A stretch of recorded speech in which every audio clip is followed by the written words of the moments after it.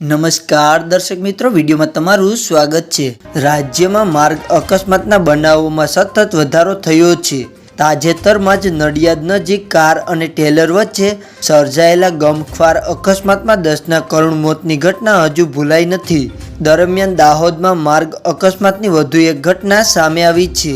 Godhra Ahmedabad highway પર ટુવા ગામ નજીક ટેન્કર અને ટ્રેક્ટર વચ્ચે સર્જાયેલા ગમખ્વાર અકસ્માતમાં શ્રમજીવી દંપતીનું મોત થયું હતું। પ્રાપ્ત માહિતી અનુસાર દાહોદ જિલ્લાના સરહદી વિસ્તારમાં આવેલા ખંગેલા, ઉસ્માનિયા અને શીખલિયા ગામના શ્રમિકો ટ્રેક્ટરમાં સવાર થઈને અમદાવાદથી ડીસા તરફ જઈ રહ્યા હતા। ત્યારે ગોધરા અમદાવાદ હાઈવે પર ટુવા ગામ નજીક ટેન્કર અને ટ્રેક્ટર વચ્ચે અકસ્માત થતાં શ્રમજીવી દંપતીનું ઘટના સ્થળે મોત નીપજ્યું હતું અને એક 3 માસના બાળક સહિત 7 વ્યક્તિઓને ઈજા પહોંચી હતી। ઈજાગ્રસ્તોને સારવાર અર્થે ગોધરા સિવિલ હોસ્પિટલમાં મોકલવામાં આવ્યા હતા। ત્યારે સમગ્ર ઘટના ટ્રેક્ટરની ટ્રોલી પાછળ રિફ્લેક્ટર ન હોવાના કારણે બની હોવાનું પ્રાથમિક તપાસ સામે આવ્યું છે।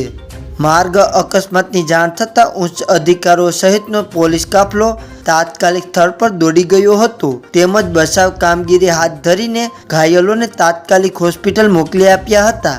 જ્યારે અકસ્માતમાં મૃત્યુ પામનારની ઓળખ મેળવવાની કામગીરી શરૂ કરાઈ છે। ટુવા ગામ પાસે માર્ગ અકસ્માત દંપતીના મોતની ઘટનાને પગલે સમગ્ર વિસ્તારમાં ચોકનું મોજું ફરી વળ્યું છે।